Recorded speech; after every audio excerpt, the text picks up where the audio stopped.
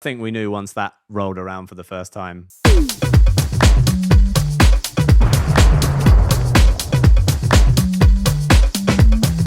I'd like to know more about your synth bus processing. That and that. That's pretty simple.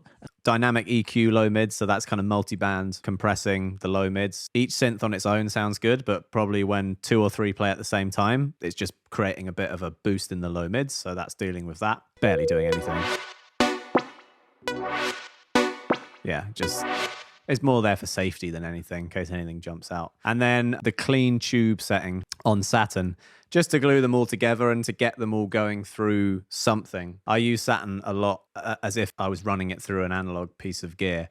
It's not adding tons, but it's the fact that it's summing all the audio together and bringing it together and it's interacting. You know, that's the kind of stuff that you miss using a DAW as opposed to using tape or a desk, you know, a mixing desk. Because at some point down the road, everything goes through the same transistors, the same wires, the same cables. And you lose that with DAW unless you do stuff like this, you know, compress things together, saturate things together, make them interact. You know, that's something I've learned much further down the road in my producing life. The bass bus is 2 of those, 2 Saturns instead of 1. I've got a tape one and an amp one, like we showed you earlier. So my bus processing is pretty similar for all my songs. My drum bus, you know, really changes up the sound. So here's my drum bus here. If I mute all of those plugins,